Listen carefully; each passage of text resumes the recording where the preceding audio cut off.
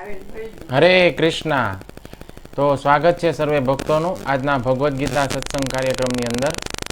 તો આજે આપણે જોઈશું શ્રીમદ ભગવદ્ ગીતા યથારૂપ અધ્યાય ક્રમાંક 4, જેનું નામ છે દિવ્ય જ્ઞાન। એમાં આપણે જોવાના છીએ શ્લોક ક્રમાંક 2। તો હું શ્લોકનું ઉચ્ચારણ કરું છું। એવં પરંપરા પ્રાપ્ત મિમં રાજર્ષયો વિદુઃ સકાલે નેહ મહતા યોગો નષ્ટ પરમ તપ। એવં પરંપરા પ્રાપ્ત મિમં રાજર્ષયો વિદુઃ સકાલે નેહ મહતા યોગો નષ્ટ પરંતપ। તો હવે આપણે શબ્દાર્થ જોઈશું। એવમ એ રીતે, પરંપરા ગુરુ શિષ્ય પરંપરા દ્વારા પ્રાપ્તમ મળેલું, ઇમમ આ વિજ્ઞાન, રાજર્ષય સાધુ ચરિત રાજાઓએ, વિદુહુ જાણ્યું, સહ તે જ્ઞાન, કાલેન કાળાંતરે, ઇહ આ જગતમાં, મહતા મહાન, યોગ પરમેશ્વર સાથેના પોતાના સંબંધનું વિજ્ઞાન, નષ્ટ છિન્ન ભિન્ન થયું, પરંતપ શત્રુઓનું દમન કરનાર હે અર્જુન। તો હવે આપણે જોઈશું અનુવાદ હિઝ ડિવાઇન ગ્રેસ એસી ભક્તિવેદાંત સ્વામી શીલ પ્રભુપાદ દ્વારા। શીલ પ્રભુપાદ કી જય। એ રીતે હે અર્જુન, આ પરમ વિજ્ઞાન ગુરુ શિષ્ય પરંપરા દ્વારા પ્રાપ્ત થયું અને રાજર્ષિઓએ એ જ રીતે જાણ્યું, પરંતુ કાલાંતરે આ પરંપરા તૂટી ગઈ અને તેથી આ વિજ્ઞાન યથાર્થ રૂપમાં લુપ્ત થયેલું જણાય છે। તો હવે આપણે ભાવાર્થ જોઈશું। અહીં એમ સ્પષ્ટપણે કહેવામાં આવ્યું છે કે ગીતા ખાસ કરીને સાધુ ચરિત રાજાઓની માટે નિર્માયેલી હતી, કારણ કે તેમને તેમના શાસન દ્વારા ગીતાના હેતુનો લાભ પ્રજા સુધી પહોંચાડવાનો હતો। નિસંદેહ ભગવદ્ ગીતા કદાપી આસુરી મનુષ્યો માટે હતી નહીં। એવા લોકો તેનું અવમૂલ્યન કરી કોઈનું પણ હિત કરવાના નહોતા અને પોતાની ધૂનમાં આવે તેમ તેનું તરંગીપણે અર્થઘટન કરવાના હતા। તેથી જ પાખંડી ટીકાકારોના અંગત સ્વાર્થને કારણે ગીતાનો મૂળ ઉદ્દેશ વેરવિખેર થઈ ગયો। ત્યારે જ ગુરુ શિષ્ય પરંપરાને ફરીથી સ્થાપવાની જરૂર ઊભી થઈ। 5000 વર્ષ પૂર્વે સ્વયં ભગવાને જોયું કે ગુરુ શિષ્ય પરંપરા તૂટી ગઈ છે, તેથી તેમણે ઘોષણા કરી કે ગીતાનો ઉદ્દેશ નષ્ટ થયેલો જણાય છે। એ જ પ્રમાણે અત્યારના સમયમાં ગીતાની ઘણી બધી આવૃત્તિઓ ખાસ કરીને અંગ્રેજીમાં ઉપલબ્ધ છે, પરંતુ તેમાંની લગભગ બધી જ અધિકૃત ગુરુ શિષ્ય પરંપરા અનુસાર નથી। વિભિન્ન ભૌતિકતાવાદી પંડિતો દ્વારા અસંખ્ય અર્થઘટનો કરવામાં આવેલા છે। તેમાંના લગભગ બધા જ શ્રી કૃષ્ણના વચનોના નામે સારો એવો વ્યાપાર કરે છે, છતાં પણ કૃષ્ણ પૂર્ણ પુરુષોત્તમ પરમેશ્વર તરીકે કોઈ પ્રકારનો સ્વીકાર કરતા નથી। આ તો આસુરી વૃત્તિ છે, કારણ કે અસુરો ઈશ્વરમાં વિશ્વાસ ધરાવતા નથી, તેઓ પરમેશ્વરની સંપત્તિનો અવશ્ય ઉપભોગ કરે છે। ગુરુ શિષ્ય પરંપરા મારફત ઉતરી આવેલા ગીતાની અંગ્રેજી આવૃત્તિની જરૂર હોવાથી તેની પૂર્તિ કરવા માટે આ પ્રયાસ કરવામાં આવ્યો છે। ભગવદ્ ગીતાના યથાર્થ રૂપમાં થયેલ સ્વીકાર એ માનવ સમાજ માટે એક પરમ વરદાન છે, પરંતુ જો તાર્કિક ચિંતનાત્મક વિવરણ રૂપે સ્વીકારવામાં આવે તો તે કેવળ સમયની બરબાદી છે। ઓમ અજ્ઞાનતિમિરંધસ્ય જ્ઞાનાંજન શલાકયા ચક્ષુરુન્મિલિતં યેન તસ્મૈ શ્રી ગુરુવે નમઃ। શ્રી ચૈતન્ય મનોભીષ્ટં સ્થાપિतं યેન ભૂતલે સ્વયં રૂપ કદા મહ્યં દદાતિ સ્વપદાન્તિકં। વંદેહં શ્રીગુરો શ્રીયુતપદકમલં શ્રીગુરૂन् વૈષ્ણવાંશ્ચ શ્રીરૂપં સાગ્રજાतं સહગણ રઘુનાથાન્વિतं तं સજીવં સાવદ્વૈतं સાવધૂतं પરિજન સહિतं કૃષ્ણ ચૈતન્ય દેવં શ્રી રાધા કૃષ્ણ પાદાન સહગણ લલિતા શ્રી વિશાખાન્વિતાંશ્ચ हे कृष्ण करुणा सिंधु दीनबंधो जगतपते गोपेश गोपिका कांत राधा कांत नमोस्तुते तप्त कांचन गौरांगी श्री राधे वृंदावनेश्वरी वृषभानुसुते देवी प्रणमामि हरिप्रिये वाञ्छाकल्पतरुभ्यश्च कृपा सिन्धुभ्य एव च पतितानां पावनेभ्यो वैष्णवेभ्यो नमो नमः। जय श्री कृष्ण चैतन्य प्रभु नित्यानंद श्री अद्वैत गदाधर श्रीवासादि श्री गौर भक्त वृंद। हरे कृष्णा कृष्णा कृष्णा हरे हरे हरे राम राम राम हरे हरे। हरे कृष्णा। तो हवे आपणे आ श्लोकनो अर्थ समजीशुं। तो आ श्लोकनी अंदर भगवद गीता ने जाणवानी जे विधि छे एनुं भगवान पोते वर्णन करी रह्या छे। भगवान कही रह्या छे के गीतानुं आ ज्ञान परंपरा द्वारा ज जाणी शकाय छे, जो जे श्री कृष्णथी प्रारंभ थयेली छे। आना सिवाय बीजी वात ए पण छे के यदि श्री कृष्णथी प्रारंभ थयेली परंपरा यदि जो नष्ट थई जाय तो गीतानुं ज्ञान प्राप्त थवानो कोई अन्य उपाय नथी। आ श्लोकनी अंदर भगवान 3 महत्वपूर्ण शिक्षाओ आपी रह्या छे, जेनी आपणे चर्चा करीशुं। श्लोकना प्रारंभिक शब्द छे एवं परंपरा प्राप्तम, अर्थात आ प्रकारे परंपरा द्वारा आ ज्ञान प्राप्त थयुं।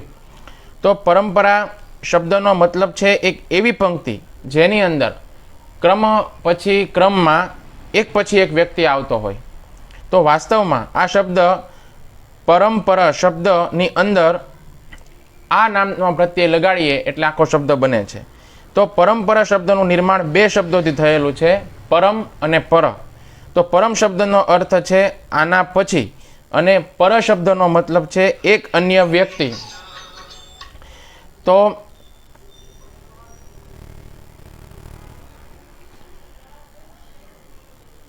आना परम शब्दनो अर्थ छे आना पछी अने पर शब्दनो मतलब छे एक अन्य व्यक्ति। तो आ प्रकारे परंपरा शब्दनो अर्थ थाय छे आना पछी एक अन्य व्यक्ति।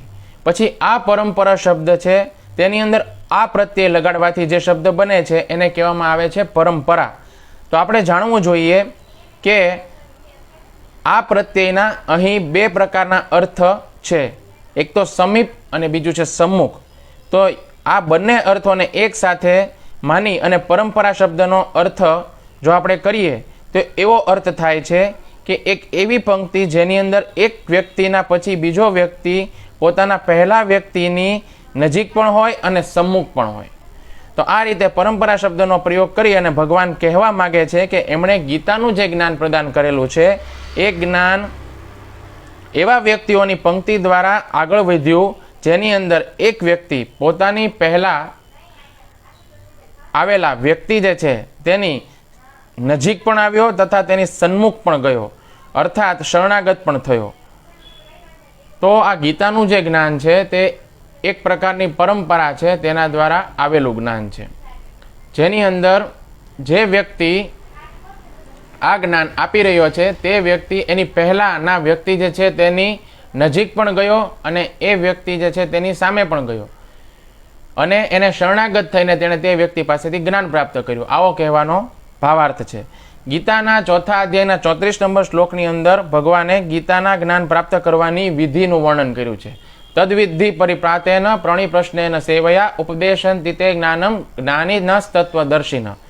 तो भगवान कहे छे के जे व्यक्ति गीतानुं ज्ञान प्राप्त करवा इच्छे छे एणे ए व्यक्तिनी पासे जवुं जोईए जेणे गीताना ज्ञान जे छे तेने तत्वथी जाणतो होय तथा तेणे ए व्यक्तिनी शरण लेवी जोईए अने एनी सेवा करवी जोईए तथा तेने प्रश्न पण करवो जोईए।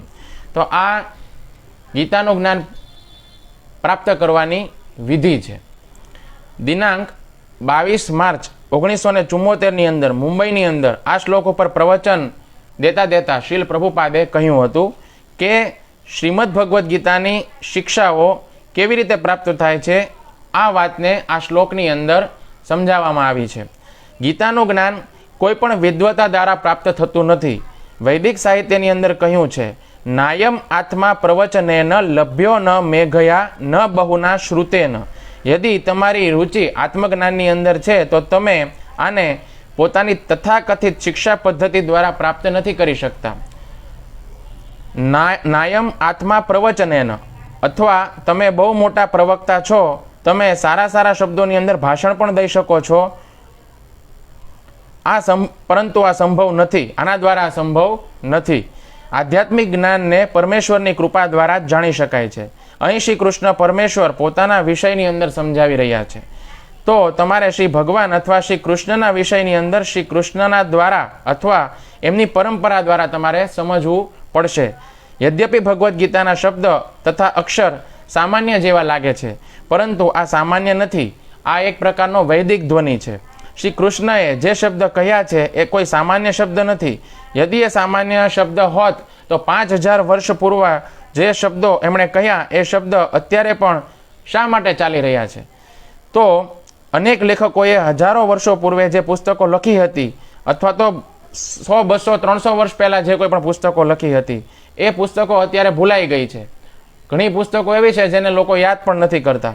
પરંતુ વૈદિક જ્ઞાનના શબ્દો ભૌતિક નથી, પરંતુ આધ્યાત્મિક છે. એટલા માટે જ આપણે શ્રી કૃષ્ણના શબ્દોને એટલું અધિક મહત્વ આપીએ છીએ. કારણ કે આ જે ભાષા છે તે કોઈ સામાન્ય ભાષા નથી, પરંતુ દિવ્ય છે. નાસ્તિક લોકો શ્રી કૃષ્ણના દિવ્ય સ્વભાવને જાણતા નથી. ભગવાન શ્રી કૃષ્ણ, ભગવાનનું નામ, ભગવાનનું રૂપ, એમના ગુણ, એમની લીલાઓ, ભગવાનનો ઉપદેશ, આ બધું જ શ્રી કૃષ્ણ પોતે છે. આ બધું શ્રી કૃષ્ણથી અભિન્ન છે. તો આપણે પૂર્ણ જ્ઞાન પ્રાપ્ત કરવા માટે ભગવદ્ ગીતાની નિકટ જવાનું છે. યદિ કોઈ સામાન્ય પુસ્તક હોત અને તમે તેની પોતાની રીતે વ્યાખ્યા કરો, જે રીતે હું મારી પોતાના વિચારોથી વ્યાખ્યા કરું, તો પછી અન્ય પુસ્તકોની તુલનાની અંદર ભગવદ્ ગીતાની શું વિશેષતા રહી? ગીતા કોઈ સામાન્ય પુસ્તક નથી. એટલા માટે શ્રી કૃષ્ણના શબ્દોને ભક્તોની દ્વારા જ આપણે સમજવા જોઈએ. આ જ્ઞાનની ધારા છે અને શ્રી ભગવાનને આપણે ભૂલી ચૂક્યા છીએ. પરંતુ જ્યારે મનુષ્યનું શરીર આપણને પ્રાપ્ત થાય છે તો આપણું કર્તવ્ય છે કે આપણે પરમ બ્રહ્મના વિષયની અંદર જિજ્ઞાસા કરીએ. એક વેદાંત સૂત્ર છે, અથાતો બ્રહ્મ જિજ્ઞાસા. તો જ્યારે આપણને બ્રહ્મના વિષયની અંદર આપણે જિજ્ઞાસા કરવી જોઈએ. ભૌતિક ધરાતળથી આપણે ઉપરની તરફ ઉઠવું જોઈએ અને એ ધરાતળ સુધી પહોંચવું જોઈએ કે જ્યાં આપણે પહોંચી અને કૃષ્ણને સમજી શકીએ. તો આ વૈદિક જ્ઞાન છે. વેદેશ્ચ સર્વે રહમેવ વેદ્ય. વૈદિક જ્ઞાનને સમજવાનો મતલબ છે શ્રી કૃષ્ણને સમજવા. પરંતુ યદિ તમે શ્રી કૃષ્ણને નથી સમજતા તો અને અન્ય બેકાર વાતો બોલો છો, તો તમે દેખાવો કરી રહ્યા છો કે તમે બહુ મોટા પંડિત છો, તો એ માત્ર શ્રમ એવો હિ કેવલમ, એટલે કે માત્ર વ્યર્થનો શ્રમ છે. અર્થાત તમે તમારો સમય નષ્ટ કરો છો, વ્યર્થ પરિશ્રમ કરો છો. કારણ કે બ્રાહ્મણ અથવા પૂર્ણ બ્રાહ્મણ બનવાનો મતલબ છે બ્રહ્મને જાણવું, અથાતો બ્રહ્મ જિજ્ઞાસા. અને શ્રી કૃષ્ણ જ પરબ્રહ્મ છે. તો યદિ વ્યક્તિ શ્રી કૃષ્ણને નથી સમજતો તો બ્રાહ્મણના કર્તવ્ય કરવાથી પણ શું લાભ થાય છે? આ જ શાસ્ત્રનું વચન છે, શ્રમ એ વહી કેવલમ, કેવળ સમયની બરબાદી છે. તો બધા શાસ્ત્રોનો સાર છે ભગવાન શ્રી કૃષ્ણની ભક્તિ. તો આમાં પ્રભુપાદ એવું કહે છે કે જો તમારી પાસે બધું જ જ્ઞાન છે, પરંતુ તમે કૃષ્ણની શરણમાં જતા નથી, કૃષ્ણને પરમેશ્વર તરીકે માનતા નથી અને કૃષ્ણની ભક્તિની અંદર જોડાતા નથી, તો પછી બાકીના તમે જે કાંઈ પણ કર્તવ્યો કરો છો બ્રાહ્મણના, એ બધા શ્રમ એ વહી કેવલમ, એટલે કે માત્ર વ્યર્થનો શ્રમ કરવા બરાબર છે. આ શ્લોકના તાત્પર્યની અંદર આગળશીલ પ્રભુપાદ લખે છે કે આ સમયે ગીતાના અનેક પ્રકારના સંસ્કરણ ઉપલબ્ધ છે. તમે જુઓ, આખી દુનિયાની અંદર ગીતાની કેટલી બધી વ્યાખ્યા કેટલા બધા લોકોએ કરેલી છે. અત્યારે ગીતાના 40 થી 45 હજાર જેટલા સંસ્કરણો ઉપલબ્ધ છે આખા દુનિયાની અંદર. વિશેષતઃ અંગ્રેજીની અંદર ઉપલબ્ધ છે. પરંતુ આમાંથી ગુરુ પરંપરા અનુસાર કોઈ પણ સંસ્કરણ નથી. આમાંથી કોઈ પણ ગીતા જે છે, ઘણી બધી ગીતા છે, એમાંથી મોટાભાગની ગીતા ગુરુ શિષ્ય પરંપરા અનુસાર લખાયેલી નથી. બધા લોકોએ પોતપોતાના વિચારો અનુસાર ગીતાની વ્યાખ્યા કરેલી છે. જેમ કે કોઈ રાજકારણી વ્યક્તિ હોય, એણે પોતાના અનુસાર ગીતાની વ્યાખ્યા કરી છે. કોઈ વ્યક્તિ છે તે બિઝનેસમેન છે, તો એણે પોતાના વિચાર અનુસાર ગીતાની વ્યાખ્યા કરી છે કે ભગવાન તમારા બિઝનેસ શીખવાડવા માંગે છે. તો બધા લોકો અન્ય રીતે ભગવદ્ ગીતાની વ્યાખ્યા કરે છે. તો ગીતાનો જે મૂળ સંદેશ છે તે લોકો સુધી પહોંચી શકતો નથી અને લોકો સુધી ગીતાનો ઉપદેશ પહોંચતો નથી, મૂળ સંદેશ, એટલા માટે લોકો ભગવાનની શરણમાં આવતા નથી, ભગવાનના ભક્ત બનતા નથી. અરે કૃષ્ણને પણ પરમેશ્વર તરીકે સ્વીકારતા નથી. વિભિન્ન પ્રકારના સંસારી વિદ્વાનોએ ગીતાની અસંખ્ય ટીકાઓ લખી છે, પરંતુ એ ભગવાનના જે રૂપ છે તેને સ્વીકાર નથી કરતા. એ કૃષ્ણના નામ ઉપર બહુ સારો એવો વ્યાપાર કરે છે. આ એમની આસુરી પ્રવૃત્તિ છે. અસુરગણ ઈશ્વરની અંદર વિશ્વાસ નથી રાખતા, પરંતુ તેમ છતાં તે પરમેશ્વરના ગુણોનો લાભ ઉઠાવે છે. તમે જુઓ, ઘણા બધા લેખકો એવા છે કે જે ભગવાનના ગુણોનું વર્ણન કરે છે અને ભગવાનનો સહારો લઈ અને ઘણી બધી કમાણી કરતા હોય છે. તો આ કેવી પ્રવૃત્તિ છે? આસુરી પ્રવૃત્તિ છે. તો આનાથી કોઈ સમાજને ફાયદો થવાનો નથી. આ પ્રકારની જે પરંપરા વિહીન ગીતાની જે વ્યાખ્યા છે એ સમાજની અંદર કોઈ પ્રકારની ક્રાંતિ નહીં લાવી શકે. તમે જો, અત્યારે ઘણા બધા લોકો ભગવદ્ ગીતા જે છે તેના અન્ય સંસ્કરણો વાંચી અને લોકોને કોઈ પ્રકારનો ફાયદો થતો નથી. લોકો ભગવાનની શરણમાં આવતા નથી, ભક્ત બનતા નથી. પરંતુ શ્રીલ પ્રભુપાદની જે ભગવદ્ ગીતા એના મૂળ રૂપમાં છે, યથારૂપ છે, એને વાંચીને આખા વિશ્વની અંદર કેટલા બધા લોકો ભક્ત બન્યા છે. તો આ પરંપરા યુક્ત જ્ઞાન છે તેનો આ એક પ્રકારનો ફાયદો છે, એક પ્રકારનો આ બેનિફિટ છે. તો આપણે જે પરંપરાયુક્ત જ્ઞાન છે એનો આપણે લાભ લેવાનો પ્રયત્ન કરવો જોઈએ. આપણને શ્રીલ પ્રભુપાદની કૃપાથી આ ભગવદ્ ગીતા એમની જે યથારૂપ ભગવદ્ ગીતા મૂળ રૂપે એ બહુ સરળતાથી ઉપલબ્ધ છે. તમારા નજીકના કોઈ પણ ઇસ્કોન સેન્ટરે તમે જશો તો આ ભગવદ્ ગીતા યથારૂપ છે તમને ત્યાંથી પ્રાપ્ત થઈ જશે. તો આ ભગવદ્ ગીતા જે છે એ એટલી બધી ક્રાંતિકારી છે, એટલી બધી ચમત્કારી છે કે આ ગીતા જે છે એ જે કોઈ પણ લોકો પાસે ગઈ એ લોકોના જીવનમાં પરિવર્તન થયું. આ ગુજરાતની અંદર તો એવું છે કે ગુજરાતની અંદર લોકો છે ને બહુ ઝાઝું વાંચતા નથી, પરંતુ જે વિદેશની ધરતી ઉપર જે લોકો વસે છે એ વિદેશની ભૂમિ ઉપર તો લોકો બુક્સ વધારે વાંચે છે.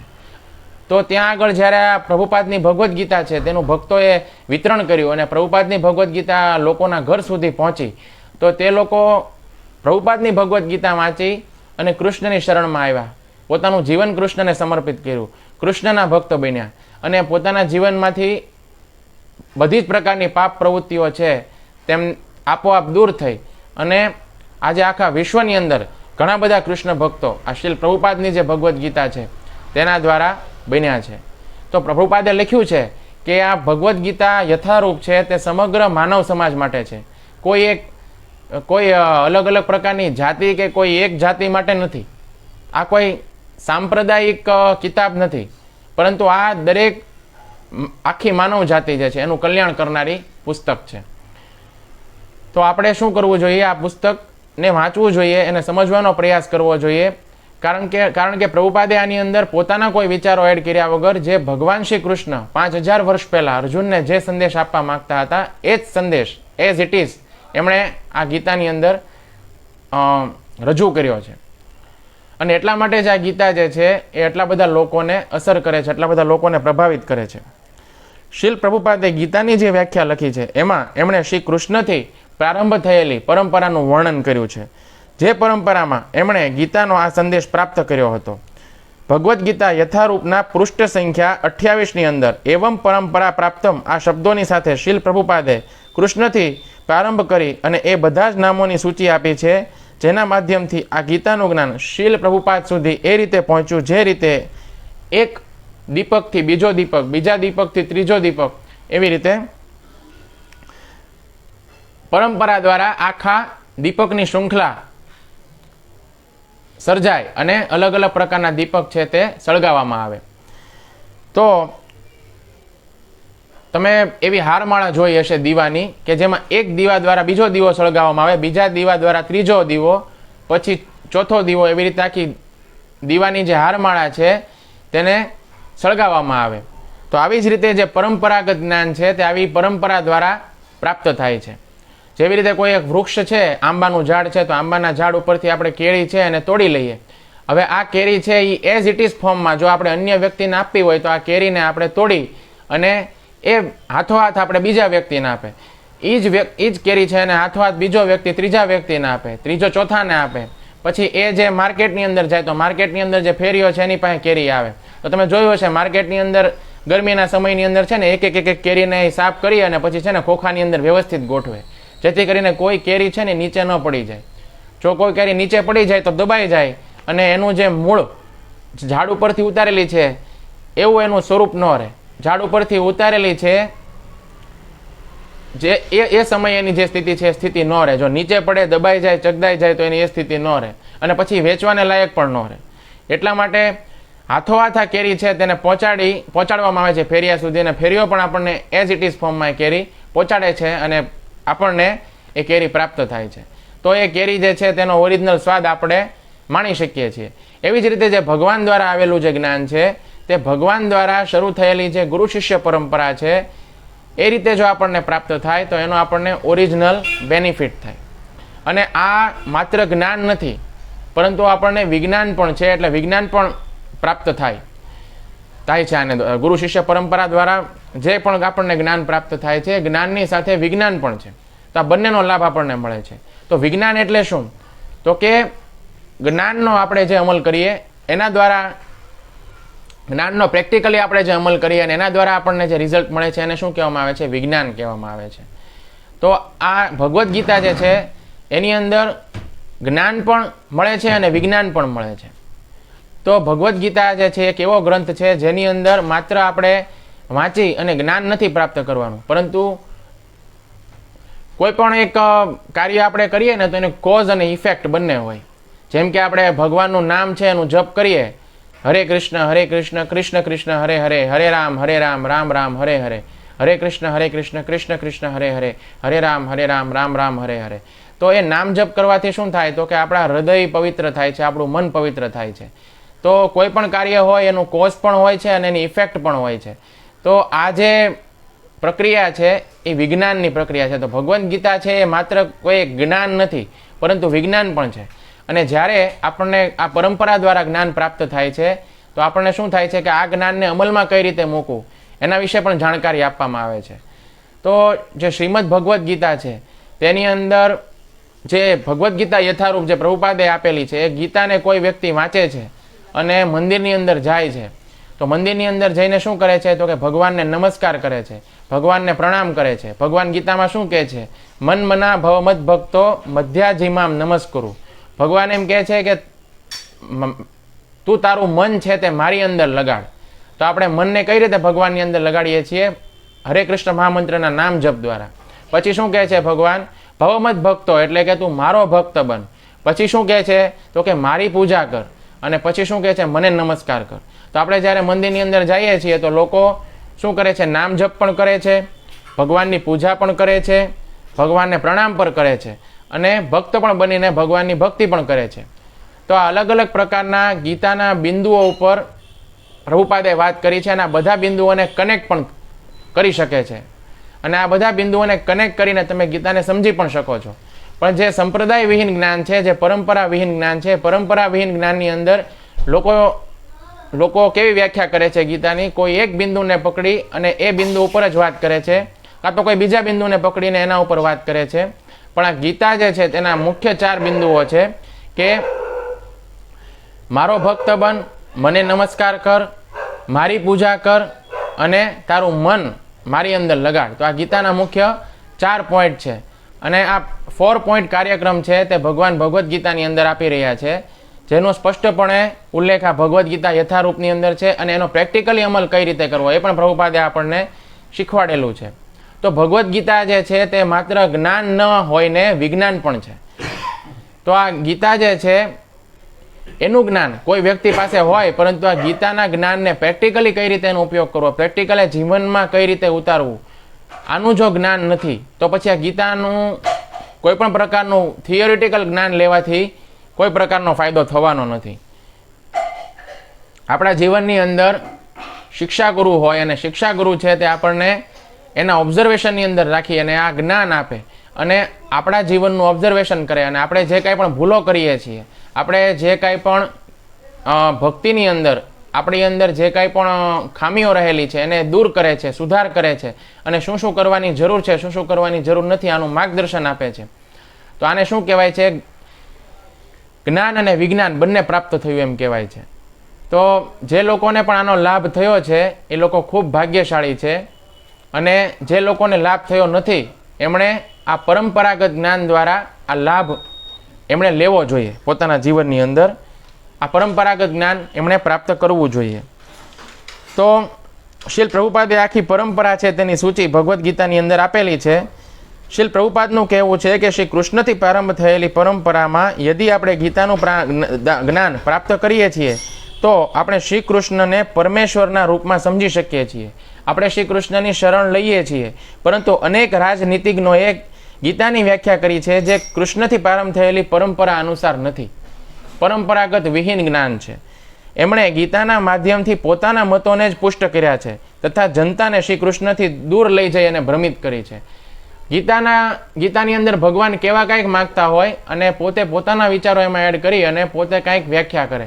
આનાથી શું થાય છે? જનતા ભ્રમિત થાય છે અને એ ગીતાની વ્યાખ્યા વાંચીને કોઈ ભક્ત બનતો નથી, ઉલટાના ભગવાનથી વધારે દૂર ચાલ્યા જાય છે. યદ્યપિ શ્રી કૃષ્ણ એ ગીતાની અંદર અર્જુનને યુદ્ધ કરવાનો સ્પષ્ટ આદેશ આપ્યો છે, પરંતુ ગેરપ્રમાણિક વ્યક્તિઓએ ગીતાની અનુચિત વ્યાખ્યા કરી અને એમને યુદ્ધ કરવાની આવશ્યકતા નથી એમ કહી અને મનગઢંત અહિંસાના સિદ્ધાંતને પુષ્ટ કર્યા છે. જેમ કે ગાંધીજી છે, તો ગાંધીજીએ એવું કહ્યું કે ભગવાન ભગવદ્ ગીતાની અંદર અહિંસાનો સંદેશ આપે છે. હવે ભગવદ્ ગીતા તમે વાંચશો તેમાં કોઈ જગ્યાએ ભગવાન અહિંસાનો સંદેશ આપતા નથી. ભગવાન અર્જુનને વારંવાર એમ કહે છે કે તારે યુદ્ધ કરવું જોઈએ. યુદ્ધ કરવાના અનેક કારણો ભગવાન અર્જુનની સામે પ્રસ્તુત કરે છે અને વારંવાર ભગવાન અર્જુનને યુદ્ધ કરવાનું સૂચન કરે છે. તો ગાંધીજીએ શું વ્યાખ્યા કરી? ગાંધીજીએ એવું કીધું કે ભગવદ્ ગીતાની અંદર ભગવાન અહિંસાનો સંદેશ આપે છે. તો આ બિલકુલ બ્રહ્મા નાખનારી ગીતાની વ્યાખ્યા છે. તો આ પ્રકારની ગીતાની વ્યાખ્યા જે છે એનાથી જે આમ જનતા છે તે ભ્રમિત થાય છે. અહીં શ્રી કૃષ્ણ કહી રહ્યા છે કે આપણે એમની શરણ લેવી જોઈએ, ત્યારે મૂર્ખ લોકો એવી વ્યાખ્યા કરે છે કે શ્રી કૃષ્ણની શરણ લેવાની કોઈ આવશ્યકતા નથી, શ્રી કૃષ્ણની અંદર કોઈ નિરાકાર વસ્તુ છે એની આપણે શરણ લેવાની છે. હવે ભગવાન દ્વિભુજ રૂપની અંદર સ્પષ્ટ રૂપે અર્જુનની સામે ઊભા રહીને એમ કહી રહ્યા છે કે હે અર્જુન, તું મારી શરણની અંદર આવ. તો જે મૂર્ખ લોકો છે તે એવી વ્યાખ્યા કરે છે કે ભગવાનની અંદર કોઈ નિરાકાર વસ્તુ છે એની શરણમાં જવાનું છે, ભગવાનની શરણમાં જવાનું નથી. તો આ પ્રકારની જે બ્રહ્મા નાખનારી વ્યાખ્યાઓ છે એને કારણે સમાજ છે તે ભ્રમિત થાય છે અને ભગવાનથી વધારે દૂર ચાલ્યો જાય છે. ઘણી બધી ગીતાની વ્યાખ્યાઓની અંદર ભગવાનને નિરાકાર કહેવામાં આવ્યા છે. તો ખરેખર ભગવાન નિરાકાર નથી, ભગવાન સાકાર છે, ભગવાનનો આકાર પણ છે, પણ મોટાભાગની વ્યાખ્યાઓની અંદર ભગવાનને નિરાકાર કહેવામાં આવ્યા છે. તો આ પ્રકારની જે વ્યાખ્યાઓ છે તેને કારણે આખો સમાજ છે તે મિસગાઈડ થાય છે. તો એટલા માટે જે પરંપરાગત જ્ઞાન છે તે ખૂબ જરૂરી છે. પરંપરાગત જ્ઞાન જે છે, જેવી રીતે કોઈ એક પાવર હાઉસ છે, એ પાવર હાઉસમાંથી ટ્રાન્સમીટરની અંદર વીજળી આવે અને એ વીજળી ટ્રાન્સમીટરથી આપણા ઘરની અંદર આવે. હવે આ આખું જે કનેક્શન છે એની અંદર કોઈ જગ્યાએ ક્યાંક વિઘ્ન આવે કે વિક્ષેપ આવે તો શું છે, વીજળી આપણા ઘર સુધી નથી પહોંચતી અને ઘરની અંદર અંધારું થઈ જાય છે. તો આવી રીતે જે આ પરંપરાગત જ્ઞાન છે, પરંપરાગત જ્ઞાનની અંદર જ્યારે આ જ્ઞાન જે ગુરુ શિષ્ય પરંપરા છે તેના મારફત ચાલ્યું આવતું હતું, એમાં કોઈ વિઘ્ન આવે અથવા તો કોઈ વ્યક્તિ જે છે આ જ્ઞાનને ફેરવી નાખે તો એ પરંપરા જે છે ત્યાંથી તૂટી જાય છે અને આ જ્ઞાન જે છે તે આગળ વધતું નથી. જ્ઞાનની પરંપરા છે તે આગળ વધતી નથી અને જ્ઞાન જે છે તે એઝ ઇટ ઇઝ ફોર્મમાં પછી બીજા વ્યક્તિને મળતું નથી અને આ જ્ઞાન શું થઈ જાય છે? લુપ્ત થઈ જાય છે. તો શ્લોકના આગળના શબ્દો છે ઇમમ રાજર્ષયો વિદુ, અર્થાત આ જ્ઞાનને રાજર્ષિઓએ જાણ્યું. તો યદિ આ શિક્ષાની સાથે પાછળની શિક્ષાને મેળવી દઈએ તો આખી વાત આ પ્રમાણે બને છે કે આ પરંપરા દ્વારા પ્રાપ્ત થયેલું જ્ઞાન છે તેને રાજર્ષિઓએ જાણ્યું.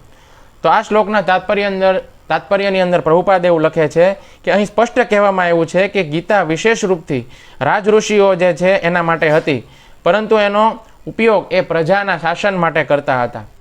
તો રાજઋષિઓ એટલે કેવા? તો કે જે રાજા છે, એ રાજા જે છે જેને પ્રજાનું શાસન કરવાનું છે, આખા પ્રજા ઉપર જે શાસન કરનારા લોકો છે, જે ધનિક વર્ગ છે, જે સમજદાર અને શિક્ષિત અને બહુ સુસંસ્કૃત વર્ગ છે, એના માટે આ ગીતાનું જ્ઞાન છે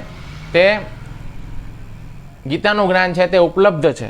અને એમણે શું કર્યું? આ ગીતાનું જ્ઞાન પ્રાપ્ત કર્યું પરંપરા દ્વારા, અને પરંપરા દ્વારા પ્રાપ્ત કર્યું એટલે એ રાજા હોવા છતાં પણ એના જીવનની અંદર તમામ પ્રકારના ભોગવિલાસ અને તમામ પ્રકારની સુખ સુવિધાઓ હોવા છતાં પણ તે લોકો જે છે તે ઋષિ જેવું જીવન જીવતા હતા, એટલે સંત જેવું જીવન જીવતા હતા. એટલે એને શું કહેવામાં આવ્યા? રાજ ઋષિ કહેવામાં આવ્યા.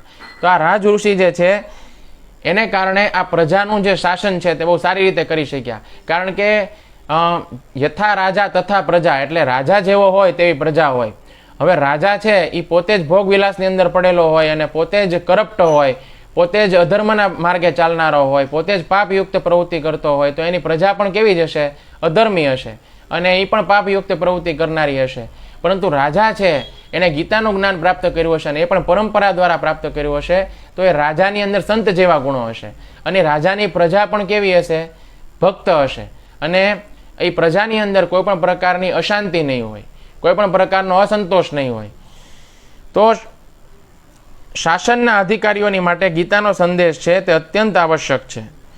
દિનાંક 9 મે 1969 અંદર કોલંબસની અંદર આ શ્લોક ઉપર પ્રવચન દેતા શીલ પ્રભુપાદે કહ્યું કે આ જ્ઞાન, દિવ્ય જ્ઞાનની પહેલા રાજાઓને દેવામાં આવતું હતું, કારણ કે રાજા નાગરિકોના કલ્યાણની માટે અત્યંત જિમ્મેદાર વ્યક્તિ હોય છે. રાજાઓની એ જિમ્મેદારી હોય છે કે પ્રજાને આ દિવ્ય જ્ઞાનની શિક્ષા આપે.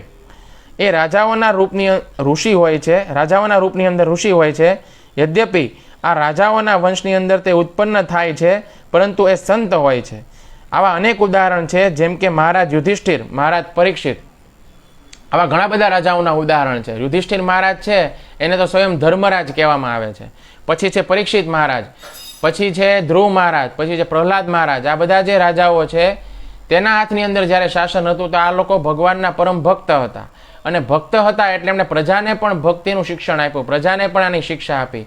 એટલે આ ભક્તિ જે છે અને પરંપરાગત જ્ઞાન છે તેની પરંપરાઓ આ રાજાઓએ જીવતી રાખી અને રાજાઓ દ્વારા શરૂ રહી. તો આ પૃથ્વીના સમ્રાટ હતા, પરંતુ તેમ છતાં પણ એમણે એટલા પવિત્ર અને એટલા ધાર્મિક અને દિવ્ય જ્ઞાનની અંદર એટલા બધા ઉન્નત હતા કે એમની કોઈ તુલના જ નથી થઈ શકતી. માટે આ ગીતા રાજાઓને શીખવવામાં આવે છે, જેના ફળ સ્વરૂપ અત્યંત પવિત્ર અને આધ્યાત્મિક જ્ઞાનથી એ લોકો અત્યંત ઉન્નત હોય છે. તો પહેલાંના જે રાજા હતા એની પાસે શસ્ત્રનું પણ જ્ઞાન હતું અને શાસ્ત્રનું પણ જ્ઞાન હતું, અને બંને જરૂરી છે.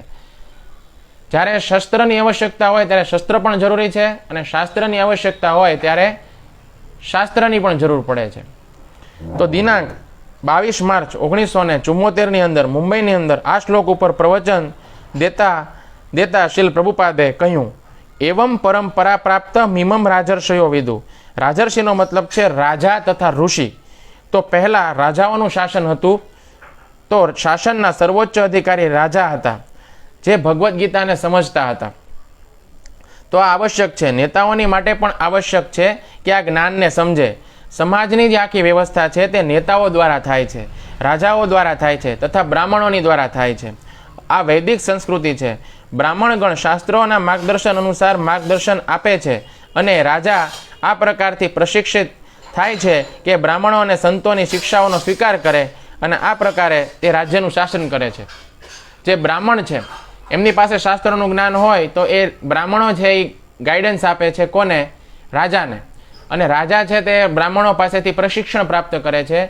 અને સમાજની અંદર જે પહેલાંના સમયમાં રાજા હતા તો અત્યારે નેતા છે, તો સમાજની અંદર યદી જો બદલાવ લાવવો હોય, સમાજની અંદર જો ઉન્નતિ કરવી હોય, સમૃદ્ધિ આવે અને શાંતિ આવે એવી જો ઈચ્છા હોય, તો જે આપણો નેતા છે એ કેવો હોવો જોઈએ? તો કે ધાર્મિક હોવો જોઈએ. આપણો નેતા છે તે ધર્મનિષ્ઠ હોવો જોઈએ, ભક્ત હોવો જોઈએ અને એની પાસે પણ ગીતાનું જ્ઞાન હોવું જોઈએ.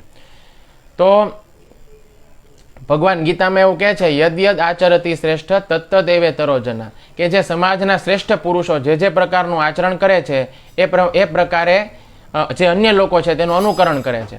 હવે સમાજની અંદર જે ઊંચા લોકો છે, જે લોકો છે ઇન્ફ્લુએન્સર છે, સમાજની અંદર જે લોકો છે તે ખૂબ ફેમસ છે, પ્રખ્યાત છે, પ્રતિષ્ઠિત છે, આ લોકો જે પ્રમાણેનું આચરણ કરે છે તો એનું જોઈને અન્ય લોકો પણ આચરણ કરે છે. હવે અજય દેવગન છે, અજય દેવગન ખૂબ ફેમસ વ્યક્તિ છે, પરંતુ એ જાહેરાતની અંદર આવી અને વિમલની જાહેરાત કરે અને એમ કે બોલો જુબા કેસરી, તો બધા લોકો જે છે એ શું કરે? વિમલ ખાય. તો આ એડવર્ટાઇઝમેન્ટ વાળા શું કરે છે? બધા સેલિબ્રિટીને બોલાવે છે અને અલગ અલગ પ્રકારની વિમલની, સિગરેટની આવી બધી જાહેરાતો બધા સેલિબ્રિટી કરે છે. એને કારણે શું થાય છે? સમાજના જે લોકો છે તેનું અનુકરણ કરે છે અને આ બધી વસ્તુ ખરીદે છે અને પોતાના જીવનને નષ્ટ કરે છે. તો કહેવાનો ભાવાર્થ એ છે કે સમાજના જે લોકો છે, જે ઇન્ફ્લુએન્સર છે, જે લોકો જે છે નેતા છે, લીડર છે, એ બધાએ શું કરવું જોઈએ? તો કે આ ગીતાનું જ્ઞાન પ્રાપ્ત કરવું જોઈએ અને ગીતાના જ્ઞાનનો અમલ કરી અને ગીતાના જ્ઞાનનો પ્રચાર પ્રસાર કરવો જોઈએ. તો આ સમાજની અંદર ક્રાંતિ આવશે અને સમાજની અંદર શાંતિ પણ આવશે. તો આપણે અત્યારે પણ રામ રાજ્યની કામના કરીએ છીએ. રામ રાજ્ય શા માટે? તો રામ રાજ્ય અને અત્યારનું રાજ્ય આ બંનેની અંદર શું અંતર છે? ખૂબ મોટું અંતર છે. રામ રાજ્યનો મતલબ છે જિમ્મેદાર શાસન. ત્યાં સુધી કે રામના રાજ્યની અંદર એક વખત એવું બન્યું કે એક બ્રાહ્મણનો પુત્ર મરી ગયો. હવે પિતા જીવતા છે અને પુત્ર મરી ગયો, આવું કોઈ દી બનતું નથી. પરંતુ એવી ઘટના બની કે પિતા જીવિત છે અને પુત્રનું મૃત્યુ થઈ ગયું. તો એણે રાજાની નિકટ આવીને ચુનૌતી આપી કે તમે કઈ પ્રકારના રાજા છો કે હું પિતા જીવિત છું અને મારા પુત્રની મૃત્યુ થઈ ગઈ છે? શું આ તમારી જિમ્મેદારીવાળી સરકાર છે? તો આ જિમ્મેદારીવાળી સરકારનો મતલબ એ છે કે પિતા હાજર હોય ત્યારે પુત્રનું ક્યારેય મૃત્યુ ન થાય. મહારાજ યુધિષ્ઠિરના સમયની અંદર પણ આધ્યાત્મિક, આધિ ભૌતિક અને આધિ દૈવિક આ ત્રણેય પ્રકારના કષ્ટ નહોતા. આ બધા જ પ્રકારની વાતો શાસ્ત્રોની અંદર લખેલી છે. એમના રાજ્યની અંદર કોઈ પ્રકારની ચિંતા નહોતી, બધા લોકો પ્રસન્ન હતા. શ્રીમદ ભાગવતમની અંદર તમે જોશો કે જેવું દ્વારકા શહેરની અંદર શત્રુનું આક્રમણ થયું તો તુરંત રાજાનું પરિવાર એટલે કે શ્રી કૃષ્ણનું પરિવાર, પ્રદ્યુમ્ન શ્રી કૃષ્ણના પુત્ર અને અન્ય યોદ્ધાગણ નગરની બહાર ગયા અને એમણે શત્રુઓનો સામનો કર્યો. આવી વ્યવસ્થા હતી. લોકોને, પ્રજાને કોઈ પ્રકારની ચિંતા નહોતી, કારણ કે રાજા અને રાજાનું લશ્કર અને રાજાના પરિવારના લોકો પ્રજાની માટે જીવ આપવા પણ તૈયાર હતા અને ખડે પગે એમના રક્ષણ માટે તૈયાર હતા. તો આ સરકારનું કર્તવ્ય છે અને નાગરિકોને કઈ રીતે સુરક્ષા આપી, કઈ રીતે એમની રક્ષા કરવી, આ સરકારનું કર્તવ્ય છે. આના માટે પ્રામાણિક શિક્ષાની આવશ્યકતા છે અને આ શિક્ષા છે શ્રીમદ ભગવદ્ ગીતા. તો સરકારનું કર્તવ્ય છે, સરકારી અધિકારીઓ તથા રાજ્યના શાસકોનું કર્તવ્ય છે કે એ લોકો ભગવદ્ ગીતા શીખે. તો અહીં કહેવામાં આવ્યું છે કે એવમ પરંપરા પ્રાપ્તમ ઇમમ રાજર્ષયો વિદુ, કે સરકારના અધિકારી તથા સરકારની અંદર પણ જે ઉચ્ચ પદ ઉપર સ્થિત છે એ બધા લોકોએ ભગવદ્ ગીતા શીખવી જોઈએ. અને પહેલાંના સમયના આ બધા અધિકારી લોકો ભગવદ્ ગીતા શીખતા હતા અને એટલા માટે જ આખા રાજ્યની અંદર શાંતિ હતી. કારણ કે જેટલા પણ લોકો નિયુક્ત થયેલા હોય સારા સારા પદ ઉપર, એ બધા લોકોની અંદર જ્યારે ભગવદ્ ગીતાનું જ્ઞાન આવી જાય તો એ ભગવદ્ ગીતાનું જ્ઞાન જે છે એ જ્યારે એની અંદર જાય, એ ભગવાનના ભક્ત બને, ભગવાનને શરણાગત કરે, તો એ લોકો ક્યારેય કાંઈ વહીવટની અંદર ખોટું ન કરે, કોઈ વહીવટની અંદર ગડબડ ન કરે, કરપ્શન ન કરે અને જે લાભો પ્રજા સુધી પહોંચવા જોઈએ એ લાભો પ્રજા સુધી પહોંચે અને પ્રજાનું હિત થાય અને પ્રજાની અંદર શાંતિનું વાતાવરણ બનેલું રહે. ક્યારેય કોઈના મનની અંદર ખોટું કરવાનો વિચાર ન આવે. તો આ ભગવદ્ ગીતા જે છે તેનો એક બેનિફિટ છે. તો બધા જ લોકોએ ભગવદ્ ગીતાનું શિક્ષણ પ્રાપ્ત કરવું જોઈએ. અત્યારે સ્કૂલો અને કોલેજોની અંદર જે શિક્ષણ પ્રાપ્ત આપવામાં આવે છે, શિક્ષણ જે આપવામાં આવે છે એ માત્ર પેટ કઈ રીતે ભરવું એનું શિક્ષણ આપવામાં આવે છે. કઈ રીતે ભરણ પોષણ કરવું, કઈ રીતે નોકરી કરવી અને પરિવારનો ગુજારો કરવો એનું એક શિક્ષણ આપવામાં આવે છે. પરંતુ જીવન માટે જે જરૂરી શિક્ષણ છે જે શ્રીમદ ભગવદ્ ગીતામાંથી પ્રાપ્ત થાય છે એ આપવામાં આવતું નથી.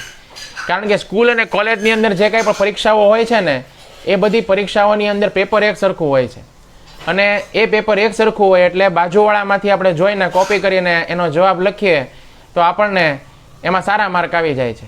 પણ જીવનની પરીક્ષામાં જે પેપર આવે છે ને એ પેપર બધા માટે અલગ અલગ હોય છે. કારણ કે બધાના જીવનની પરિસ્થિતિ અલગ છે, બધાના જીવનની અંદર બધાનો ઉછેર અલગ અલગ પરિસ્થિતિની અંદર થયેલો છે, બધા લોકો જે છે તેની અંદર સંસાધનો છે તે પોતપોતાની રીતે અલગ અલગ હોય છે. એટલે જીવનની અંદર જે પેપર આવે છે ને એ બધા માટે અલગ અલગ હોય છે. અને આ પેપરની અંદર શું લખવું, આ પેપરની અંદર સારા માર્ક કઈ રીતે લાવવા, જીવનની અંદર જે પેપર આવે છે એમાં પાસ કઈ રીતે થવું, આ જો તમારે સારા માર્કે પાસ થવું હોય તો તમારે ભગવદ્ ગીતા જે છે તેનું જ્ઞાન તમને હોવું જોઈએ. જેની પાસે ભગવદ્ ગીતા નથી, ભગવદ્ ગીતાનું જ્ઞાન નથી, એ લોકોના તમે સમાચારની અંદર વાંચો છો કે ફલાણા યુવાને નાની ઉંમરની અંદર આત્મહત્યા કરી, કોઈ યુવાનને માર્ક ઓછા આવ્યા તો એણે આત્મહત્યા કરી. તો આવા આપણે જીવનની અંદર થાકીને હારીને આત્મહત્યા કરનારા લોકો જે છે એને આપણે જોઈએ છીએ કે જીવનની નાની મોટી સમસ્યાઓથી કંટાળી જાય અને એ સમસ્યા એને જીવનની અંદર એટલી બધી મોટી લાગવા માંડે કે એને જીવવું પણ દુષ્કર લાગે, જીવવા કરતાં તો એને મરવું વધારે સારું લાગે. તો એના માટે આ લોકો શું કરે છે, આત્મહત્યા કરે છે. તો સમાજની અંદર જે ડિપ્રેશન છે, જે એન્ઝાયટી છે, ચિંતા છે અને જે તકલીફ છે આ બધું જ જો દૂર કરવું હોય તો આપણે શું કરવું જોઈએ? ઈશ્વરની સમીપ જવું જોઈએ. આ ભગવદ્ ગીતાનું જ્ઞાન આપણે પ્રાપ્ત કરવું જોઈએ પરંપરા દ્વારા. તો શું ફાયદો થશે? તો કે જીવનની અંદર જે આપણે પેપર લખવાનું છે, જીવનની જે પરીક્ષા છે, એમાં આપણે સારા માર્કે પાસ થશું. આપણને તમામ પ્રકારના સમસ્યાઓનું સમાધાન આ ભગવદ્ ગીતા જે છે એની અંદર આપેલું છે. જો આ જરૂર છે આપણે એક પરંપરાગત ગુરુ ધારણ કરી અને એમના પાસેથી આ શિક્ષા પ્રાપ્ત કરવાની. તો પહેલાના સમયમાં સરકારના અધિકારી અને રાજા લોકો ભગવદ્ ગીતા શીખતા હતા. એટલા માટે રાજ્યની અંદર શાંતિ હતી. નાગરિકોને કોઈ પ્રકારની ચિંતા નહોતી થતી. રાજ્યની અંદર ચારે વર્ણ, બ્રાહ્મણ, ક્ષત્રિય, વૈશ્ય અને શૂદ્ર, આ બધા જ સારી રીતે પ્રશિક્ષિત હતા. પ્રત્યેક વ્યક્તિની પાસે કાર્ય હતું અને સરકારનું કર્તવ્ય હતું કે પ્રત્યેક વ્યક્તિને કાર્યની અંદર લગાવવામાં આવે, અન્યથા ખાલી મગજ છે તે શેતાનનું ઘર છે એવું કહેવાય છે. એટલે દરેકે દરેક વ્યક્તિને એના ગુણ અનુસાર કોઈને કોઈ સેવા આપી દેવામાં આવતી હતી. આજની સરકાર અનેક પ્રકારની વસ્તુઓનું નિર્માણ કરી રહી છે, પરંતુ બધું જ અવ્યવસ્થિત છે. આજકાલ પ્રત્યેક દેશની અંદર, સંપૂર્ણ પૃથ્વીની અંદર પણ બેરોજગારી છે. લોકો બેરોજગાર શા માટે છે? કારણ કે લોકોને એ પ્રમાણે પ્રશિક્ષણ આપવામાં નથી આવ્યું કે કોઈ પ્રકારનું કાર્ય કરે. યદિ તમે ભગવદ્ ગીતાને સમજી લો અને તમે તમારા શિષ્યોને, પોતાના નાગરિકોને, પોતાના આશ્રિત લોકોને પ્રશિક્ષિત કરો કે કઈ રીતે કાર્ય કરી શકાય, તો આપણે કૃષ્ણ ભાવનામૃત સંઘ છે તેની અંદર આપણે જોઈએ છીએ કે પ્રત્યેક ભક્ત છે તેને કોઈને કોઈ પ્રકારના કાર્યની અંદર લગાવવામાં આવે છે. કોઈને કોઈ ભક્તને કોઈને કોઈ પ્રકારની સેવા છે તે સોંપી દેવામાં આવે છે અને ભક્ત એ સેવા કરે છે. તો કાર્ય મળવું છે તે બહુ આવશ્યક છે, કારણ કે ખાલી મગજ છે તે શેતાનનું ઘર છે. યદિ કોઈ વ્યક્તિ ખાલી રહેશે તો એને ખોટા વિચાર આવશે અને એ ખોટા કાર્યો કરશે, ઉત્પાત કરશે. એટલે તરત જ એને કોઈ વ્યક્તિ નવરો બેઠો હશે ને એટલે માયાને એમ થશે કે આ મારો કસ્ટમર છે, જો નવરો બેઠો છે, એટલે માયા તરત એની ઉપર અટેક કરશે અને માયા એને આદેશ આપશે કે તું ઉત્પાત કર. એટલે પછી એ વ્યક્તિ શું કરશે? તો કે ઉત્પાત જ કરશે. તો જો પરંપરાગત જ્ઞાન નથી તે શું કરે છે? કેવળ ઉત્પાત કરે છે. એટલા માટે આ જે ગીતાનું જ્ઞાન છે તેની આવશ્યકતા છે. જો પરંપરાગત જ્ઞાન લીધેલું હશે તો એ ભલે રાજા હોય, એના જીવનની અંદર તમામ પ્રકારની સુખ સુવિધા હોય, તમામ પ્રકારની ભોગ સામગ્રીની વચ્ચે વ્યક્તિ રહેતો હોય, તેમ છતાં પણ એનું જીવન છે તે વૈરાગી જેવું હશે અને ભગવાનને શરણાગતે જીવન જીવશે. અને જો ગીતાનું પરંપરાગત જ્ઞાન નથી તો પછી બધું જ છોડી અને જો ઋષિ બની અને જંગલમાં જઈને બધું છોડી અને સંન્યાસી પણ હોય, તેમ છતાં પણ એ વ્યક્તિ જે છે તેનું મન ક્યાં હશે? તો કે વ્યક્તિ જે છે એનું મન ભોગ વિલાસની અંદર હશે. તો આ તફાવત છે. પરંપરાગત જ્ઞાન અને જે પરંપરાગત વિહીન જ્ઞાન છે, આ બંને જે છે એની અંદર તફાવત છે. તો કેટલાક રાજર્ષિઓનું આપણે ઉદાહરણ જોઈએ જેનું શાસ્ત્રોની અંદર વર્ણન છે. તો એક રાજર્ષિ હતા ઉપરીચર. મહાભારતના આદિ પર્વના 63મા અધ્યાયની અંદર વર્ણન આવે છે કે પ્રાચીન કાળની અંદર ચેદી દેશના રાજા હતા ઉપરીચર. એમના રાજ્યની ભૂમિ પશુઓની માટે અત્યંત સ્વાસ્થ્યવર્ધક હતી. એમનું રાજ્ય ધન ધાન્યથી સંપન્ન હતું. એ રાજ્યના નાગરિક અત્યંત ધર્મશીલ, સંતોષી અને સાધુ હતા. ત્યાં હાસ પરિહાસની અંદર પણ કોઈ જૂઠ એટલે કે ખોટું નહોતું બોલતું, અને અન્ય અવસરો પણ તો એ કઈ રીતે ખોટું બોલી શકે? એટલે હસી મજાકની અંદર પણ કોઈ વ્યક્તિ છે ક્યારેય ખોટું ન બોલે, એવા લોકો હતા. હવે જો હસી મજાકની અંદર પણ ખોટું ન બોલે તો પછી સામાન્ય જે પરિસ્થિતિ હોય એની અંદર તો શું વાત જ કરવી. પુત્ર સદા ગુરુજનોના હિતની અંદર લાગેલા રહેતા, અને ત્યાંના લોકો જે બળદ હતા એનો ભાર ઉપાડવામાં બળદને નહોતા લગાડતા, પરંતુ એ લોકો શું કરતા હતા? દીન અને અનાથ છે તેનું પોષણ કરતા હતા.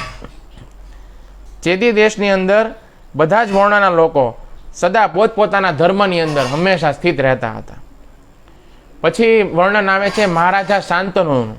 તો મહાભારતના આદિ પર્વની અંદર 100મા અધ્યાયની અંદર વર્ણન આવે છે કે પૂર્વકાળની અંદર રાજર્ષિ શાંતનુ અત્યંત બુદ્ધિમાન હતા. એ મહાબલી રાજા શાંતનુની અંદર ઇન્દ્રિય સંયમ, દાન, ક્ષમા, બુદ્ધિ, લજ્જા અને ઉત્તમ તેજ આદિ સદ્ગુણ વિદ્યમાન હતા. આ ઉત્તમ ગુણોથી સંપન્ન એવં ધર્મ અને અર્થના સાધનની અંદર કુશળ રાજા શાંતનુ ભરત વંશનું પાલન તથા સંપૂર્ણ પ્રજાની રક્ષા કરી રહ્યા હતા. આ યશસ્વી મહારાજના ધર્મપૂર્ણ સદાચારને જોઈને બધા મનુષ્ય એ નિશ્ચય ઉપર પહોંચ્યા હતા કે કામ અને અર્થથી પર ધર્મ શ્રેષ્ઠ છે. રાજાઓએ મળીને રાજા શાંતનુને પૃથ્વીના સમ્રાટના પદ ઉપર નિયુક્ત કર્યા હતા. રાજા શાંતનુને પોતાના સ્વામી તથા રક્ષક બનાવવાને કારણે કોઈ પણ વ્યક્તિના જીવનની અંદર શોક, ભય અને માનસિક સંતાપ ન રહ્યો. બધા લોકો સુખપૂર્વક સૂઈ જતા હતા તથા સુખપૂર્વક જાગતા પણ હતા. રાજા શાંતનુના શાસનની અંદર રહીને અન્ય રાજાગણ પણ દાન અને યજ્ઞ કર્મોની અંદર પ્રવૃત્ત રહેવા લાગ્યા. એ સમયે બધા જ વર્ણોના લોકો નિયમપૂર્વક પ્રત્યેક વર્તનની અંદર ધર્મને પ્રધાનતા આપવા લાગ્યા. ક્ષત્રિય લોકો બ્રાહ્મણોની સેવા કરતા હતા. વૈશ્ય બ્રાહ્મણો તથા ક્ષત્રિયોની અંદર અનુરક્ત રહેતા હતા. શુદ્ર બ્રાહ્મણો ક્ષત્રિયોની અંદર અનુરાગ રાખી અને વૈશ્ય લોકો છે તેની સેવાની અંદર તત્પર રહેતા હતા.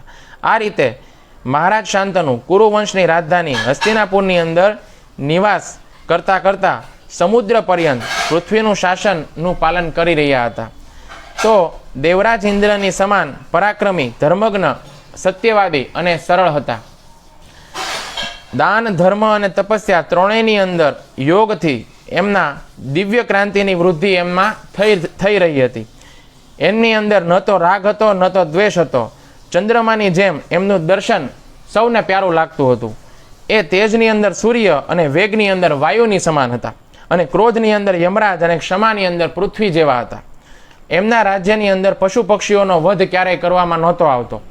દુઃખી, અનાથ અને પશુ પક્ષીઓની યોનિની અંદર પડેલા જીવ, આ બધા જ પ્રાણીઓના રાજા શાંતનુ પિતાની સમાન આખી પ્રજાનું પાલન કરતા હતા. સાંભળ્યું ને તમે કે પહેલાના રાજા છે એની પ્રજા કેવી હતી અને પહેલાના રાજા શાસન કેવી રીતે કરતા હતા અને પહેલાના રાજાની અંદર ગુણો કેવા હતા. તો આ બધા જે રાજા છે જેનું વર્ણન હું કરું છું એ બધા રાજઋષિઓ છે. હવે ત્રીજા રાજા છે જેનું નામ છે ચંદ્રહાસ.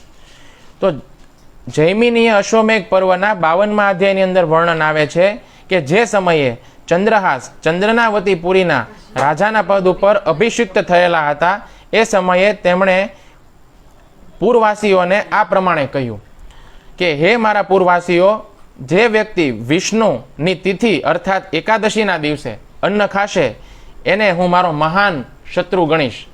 એકાદશીના દિવસે શું આપણે અન્ન ન ખાવું જોઈએ, એટલા માટે એમણે કીધું કે એકાદશીના દિવસે જે અન્ન ખાશે એને હું મારો શત્રુ ગણીશ.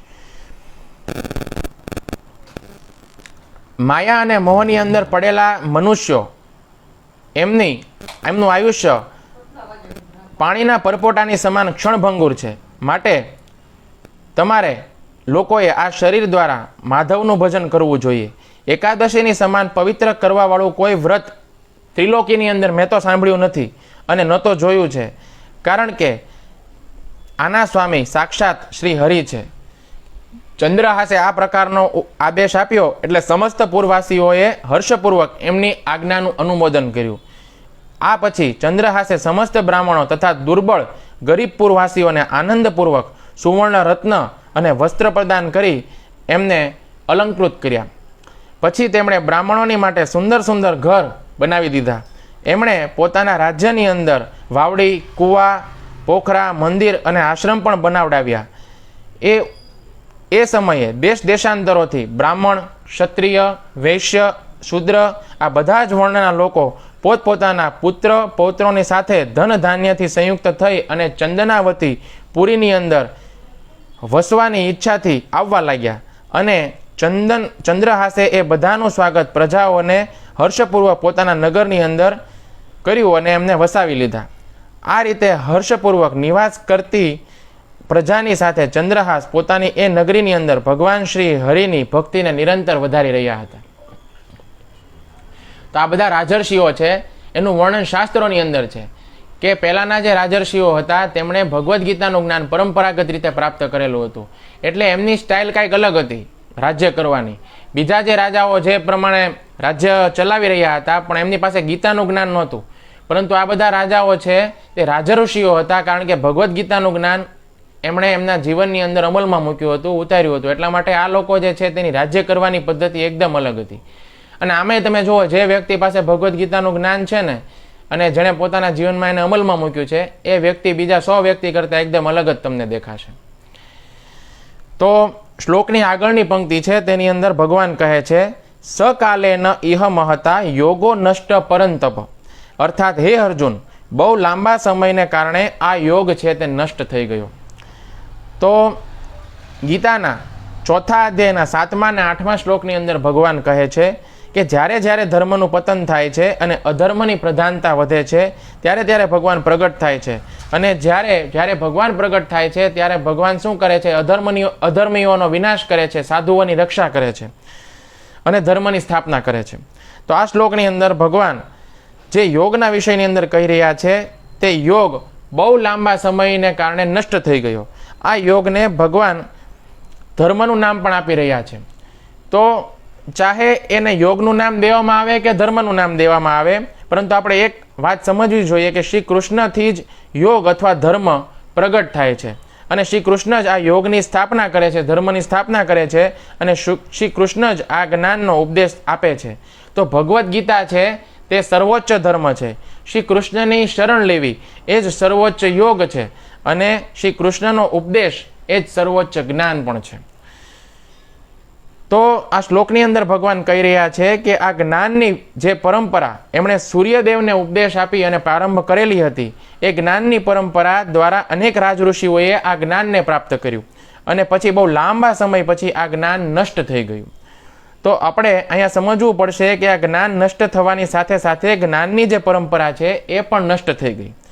પરંપરા શબ્દની આપણે પહેલાં જ વ્યાખ્યા કરી ચૂક્યા છીએ. પરંપરાનો અર્થ છે કે એવા વ્યક્તિઓની કતાર જેમાં શરણાગતિની વિધિ દ્વારા પહેલા વ્યક્તિ દ્વારા બીજા વ્યક્તિને જ્ઞાન આપવામાં આવે.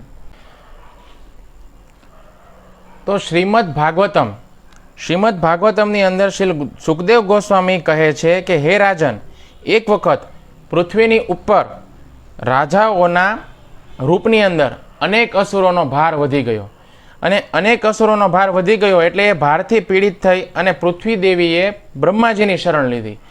અને આ વાત એ સમયની છે જે સમયે શ્રી કૃષ્ણનો અવતાર પણ થયો નહોતો. તો અહીં ભગવાન કહી રહ્યા છે કે હે અર્જુન, અસુરોએ રાજાઓના રૂપની અંદર જન્મ લઈને જ્ઞાનની પરંપરાને નષ્ટ કરી દીધી છે તથા પોતાના અજ્ઞાનના ભારથી પૃથ્વીને પણ પીડિત કરી રહ્યા છે. તો આપણે સમજવું જોઈએ કે શ્રી કૃષ્ણ તથા અર્જુનનો અવતાર એટલા માટે થયો છે કે આ અસુરોનો વધ કરવામાં આવે અને જે પરંપરા દ્વારા ગીતાનું જ્ઞાન ગ્રહણ ન કરી અને પોતાના અજ્ઞાનને જ આ પૃથ્વી ઉપર ફેલાવી રહ્યા છે. તો ગીતાના 3જા અધ્યાયના 21 નંબરના શ્લોકની અંદર ભગવાન એવું કહે છે કે શ્રેષ્ઠ પુરુષ જે પ્રમાણેનું આચરણ કરે છે, સામાન્ય જનતા પણ તેનું એ પ્રમાણે જ આચરણ કરે છે. તો આ અધર્મી રાજાગણ સામાન્ય જનતાની અંદર પોતાની શ્રેષ્ઠતાને કારણે અધર્મ ફેલાવી રહ્યા છે અને સામાન્ય જનતા અજ્ઞાનને કારણે એ અધર્મને જ ધર્મ સમજી અને ગ્રહણ કરી રહી છે. આવી સ્થિતિની અંદર આ ખૂબ આવશ્યક છે કે આવા આસુરી રાજાઓનો વધ કરવામાં આવે તથા યુધિષ્ઠિર મહારાજ જેવા રાજાને સંપૂર્ણ સૃષ્ટિના સમ્રાટ બનાવી દેવામાં આવે, કારણ જેથી સામાન્ય જનતા ગીતાની શિક્ષાઓને સમજી શકે અને એની શિક્ષાઓની ઉપર ચાલી શકે. તો જે અધર્મી રાજાઓ છે એ અધર્મી રાજાઓ છે એના અધર્મને કારણે પૃથ્વી ઉપર ખૂબ ભાર વધી ગયો અને એ ભાર વધી ગયો એટલા માટે એનાથી પીડિત થઈ અને જે પૃથ્વી છે તેણે બ્રહ્માજીની શરણ લીધી. એ સમયે તો કૃષ્ણનો અવતાર થયો નહોતો. તો એટલા માટે ભગવાન એવું કહે છે કે જે અસુર લોકો છે તેણે પછી રાજાઓના રૂપમાં જન્મ લઈ અને અધર્મ જે છે તે ફેલાવ્યો અને એને કારણે આ પરંપરા જે છે તે નષ્ટ થઈ. તો જે પરંપરા નષ્ટ થઈ તે બહુ લાંબા સમયને કારણે નષ્ટ થઈ કે પછી અસુરોને કારણે નષ્ટ થઈ? તો અહીં ભગવાન કહી રહ્યા છે કે જ્ઞાનની આ પરંપરા બહુ લાંબા સમયને કારણે નષ્ટ થઈ ગઈ, પરંતુ આપણે હમણાં જ ચર્ચા કરી કે અસુરોએ રાજાઓના રૂપની અંદર જન્મ લીધો એટલા માટે આ પરંપરા નષ્ટ એમના દ્વારા થઈ. તો અહીં પ્રશ્ન એ ઉઠે છે કે ભગવાન એવું શા માટે કહી રહ્યા છે કે જ્ઞાનની આ પરંપરા લાંબા સમયને કારણે નષ્ટ થઈ ગઈ? તો આપણે સમજવું જોઈએ કે પૃથ્વીની અંદર જ્યારે કોઈ બહુ મોટું પરિવર્તન થાય છે તો એનું કારણ સમય અથવા કાળ માનવામાં આવે છે. અને એક એવો સમય હતો કે જેમાં કાળે જ નિશ્ચિત કર્યું હતું કે આ સમયે અસુર લોકો છે તે રાજાઓના રૂપની અંદર આવશે.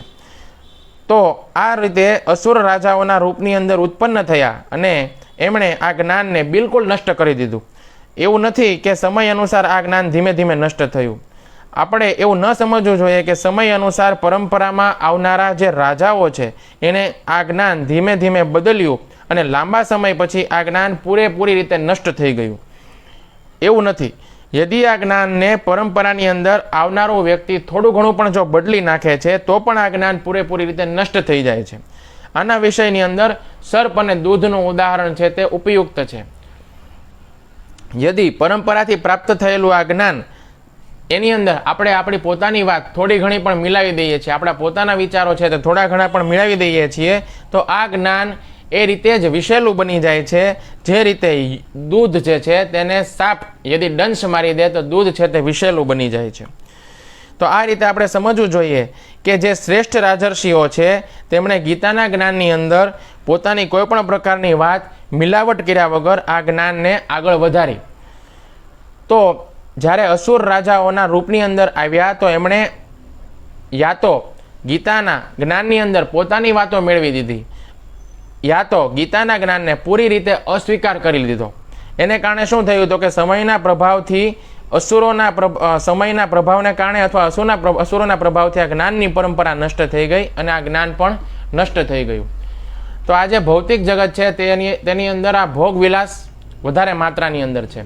એટલે જ કે આ જે ભૌતિક જગત છે તેની અંદર ભોગ વિલાસ હોવાને કારણે અહીં કાળનો પ્રભાવ જોવા મળે છે. પરંતુ જે ભગવાનનું આધ્યાત્મિક જગત છે, ભગવાનનું ધામ છે, તેની અંદર કોઈ પ્રકારનો કાળનો પ્રભાવ જોવા નથી મળતો. કારણ કે ભગવાનનું જે આધ્યાત્મિક ધામ છે એ ભગવાનના ધામની અંદર પ્રેમ જ છે. ભગવાનના ધામની અંદર સેવા કરવાનો ભાવ છે, સેવા કરવાની વૃત્તિ છે. ત્યાં લોકો નિસ્વાર્થપણે સેવા કરે છે. એટલા માટે ત્યાં આગળ કોઈ પ્રકારનો કાળનો પ્રભાવ જોવા નથી મળતો. પરંતુ અહીં ભૌતિક જગતની અંદર કાળનો પ્રભાવ જોવા મળે છે અને દરેકે દરેક વસ્તુ નષ્ટ થાય છે.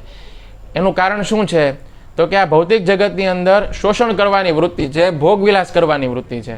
અને જ્યાં આગળ પ્રેમ નથી અને શોષણ કરવાની, ભોગવિલાસ કરવાની વૃત્તિ હોય છે ત્યાં આગળ શું થાય છે તો કે ડિસ્ટ્રક્શન થાય છે, ત્યાં આગળ હંમેશા વિનાશ જ થાય છે. એટલે અહીં શું થાય છે તો કે ભૌતિક જગતની અંદર દરેકે દરેક વસ્તુ કાળના પ્રભાવને કારણે નષ્ટ થાય છે. પરંતુ ભગવાનનું જે ધામ છે, આધ્યાત્મિક જગત છે, તેની અંદર આ ઘટના નથી બનતી. કારણ કે ત્યાં આગળ સર્વ કરવાનો ભાવ છે, સેવા કરવાનો ભાવ છે. ત્યાં આગળ ભગવાનના પ્રત્યે નિસ્વાર્થ પ્રેમ છે. તો આ પ્રેમને કારણે ત્યાં આગળ કોઈ પ્રકારનું ડિસ્ટ્રક્શન નથી થતું, કારણ કે ત્યાં આગળ કાળનો કોઈ પ્રભાવ જ નથી. તો અસુરોની દ્રષ્ટિની અંદર ગીતાનું કોઈ પ્રકારનું મહત્વ નથી. જે પ્રકારના લોકો સદા નગ્ન રહે છે એ લોકો સુંદર વસ્ત્રો શા માટે સ્વીકાર કરશે? જે લોકોને હંમેશા વસ્ત્રહીન જ રહેવું છે, નગ્ન જ રહેવું છે, એ લોકોને જો સુંદર સુંદર વસ્ત્રો પણ આપવામાં આવે તો આ સુંદર વસ્ત્રોનો પણ અસ્વીકાર કરશે. તો આવી જ રીતે ગીતાના જ્ઞાનથી નફરત કરવાવાળા જે અસુર લોકો છે તે પવિત્ર જ્ઞાનને શા માટે સ્વીકાર કરશે? તો અહીં આપણે સમજવું જોઈએ કે ગીતાની શિક્ષા છે તે સુંદર વસ્ત્રોની સમાન છે. જે પ્રમાણે મનુષ્ય શરીરને ઢાંકવા માટે સુંદર સુંદર પ્રકારના વસ્ત્રોની મનુષ્યને આવશ્યકતા પડે છે, એ રીતે મનુષ્ય જે છે તેને જીવન જીવવા માટે ગીતાની શિક્ષાઓની ખૂબ આવશ્યકતા છે. પરંતુ જે રીતે કેટલાક પાગલ લોકો હંમેશા નગ્ન રહેવાનું પસંદ કરે છે, એ સુંદર લોકો જે સુંદર વસ્ત્રો છે તેને ધારણ કરવા નથી માગતા, એ રીતે અસુરગણ પણ હંમેશા અજ્ઞાનની અંદર જ રહેવા માગે છે. એને જ્ઞાન સાથે કોઈ પ્રકારનું નિસ્બત નથી. એટલા માટે ગીતાની શિક્ષાઓને તે ગ્રહણ નથી કરવા માગતા. જે રીતે જે વ્યક્તિ જન્મથી જ તે આંધળો છે, જેણે ક્યારેય સૂર્યનું દર્શન કર્યું નથી, એ સૂર્યના પ્રકાશને કઈ રીતે આદર કરશે? તો એ જ રીતે સૂર્ય જે ભગવાન કૃષ્ણ છે એનાથી વિમુખ રહેવાવાળા અસુરગણ છે તે ગીતાના જ્ઞાનના પ્રકાશનો આદર કઈ રીતે કરશે? તો અહીં આપણે સમજવું જોઈએ કે શ્રી કૃષ્ણ છે તે સૂર્યની સમાન છે. જે સમયે સંપૂર્ણ જગતના અંધકારને દૂર કરતા કરતા સૂર્ય છે તે ઉદય થાય છે અને એમાંથી પ્રકાશ ઉત્પન્ન થાય છે, પણ એ સમયે જેની પાસે નેત્ર છે એ લોકો તો સૂર્યની અંદર રહેલા પ્રકાશનો આદર સત્કાર કરે છે. પરંતુ જે લોકો પાસે નેત્ર નથી, જે લોકો આંધળા છે, એ લોકો શું કરે છે તો કે સૂર્યના પ્રકાશ જે છે તેનો કોઈ પ્રકારનો લાભ ઉઠાવી નથી શકતા અને એને આદર પણ નથી આપતા.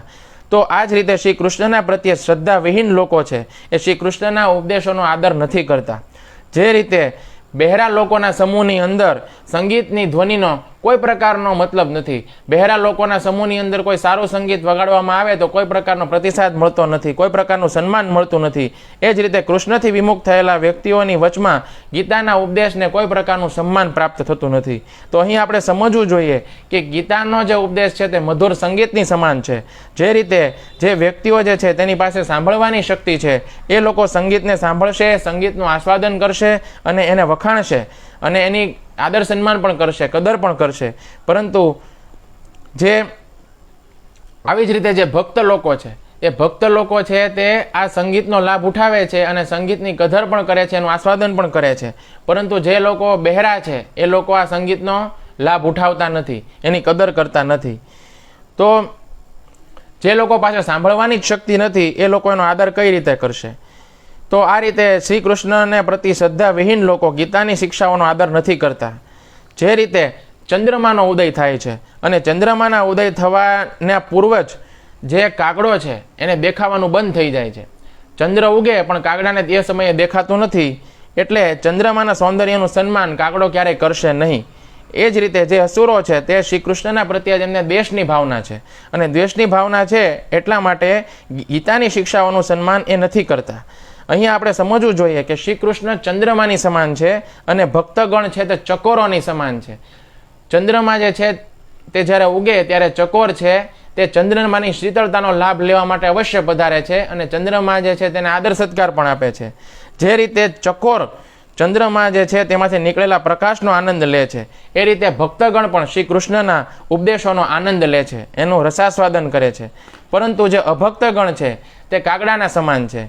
જે રીતે ચાંદો ઉગે પરંતુ કાગડો છે તેને ન જોઈ શકવાને કારણે ચંદ્રમાના પ્રકાશનો આનંદ લઈ શકતો નથી, એ જ રીતે અભક્તગણ છે તે શ્રી કૃષ્ણથી વિમુખ રહેવાને કારણે શ્રી કૃષ્ણની શિક્ષાઓ છે તેના પ્રત્યે સન્માન રાખતા નથી.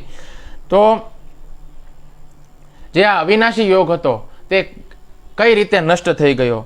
તો આપણે જોઈએ છીએ કે શ્લોક સંખ્યા 1ની અંદર ભગવાને શબ્દ વાપર્યા હતા યોગમ અવ્યયમ. તો આ શબ્દો દ્વારા ભગવાન કહેવા માંગતા હતા કે આ સંદેશ અથવા તો આ જે ભગવાનનો યોગ છે તે અવિનાશી છે. પરંતુ શ્લોક સંખ્યા 2ની અંદર ભગવાન એવું કહી રહ્યા છે કે યોગો નષ્ટ, આ શબ્દનો પ્રયોગ કરે છે. તો સમયના પ્રભાવથી આ યોગ અથવા તો આ જે સંદેશ છે તે નષ્ટ થઈ ગયો.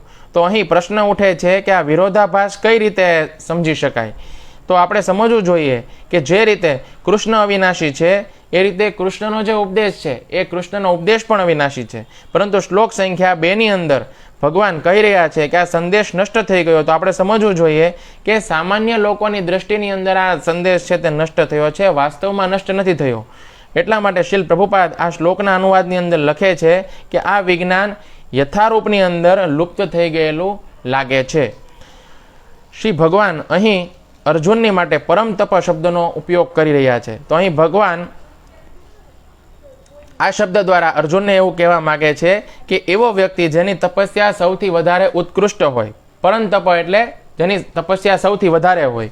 તો અહીં ભગવાન અર્જુનને એવું કહેવા માગે છે કે અર્જુન, યદ્યપિ તારી તપસ્યા સૌથી વધારેમાં વધારે ઉત્કૃષ્ટ છે, પરંતુ તેમ છતાં પણ ગીતાનું આ જ્ઞાન કોઈ વ્યક્તિ પોતાની અધિક ઉત્કૃષ્ટ તપસ્યા દ્વારા પણ પ્રાપ્ત નથી કરી શકતો.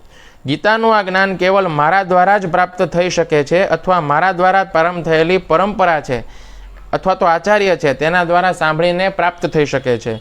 આના અતિરિક્ત ભગવાન અર્જુનને બીજી વાત પણ કહેવા માંગે છે કે હે અર્જુન, તારી તપસ્યા તો સર્વોત્કૃષ્ટ છે, કારણ કે સૂર્યદેવથી પ્રારંભ થયેલી જ્ઞાનની જે પરંપરા લુપ્ત થઈ ગઈ છે એ જ્ઞાન આજે હું તને દઈ રહ્યો છું. તો કેટલીક સામાન્ય તપસ્યા જે છે તેના દ્વારા આ સૌભાગ્ય ક્યારેય પ્રાપ્ત ન થઈ શકે.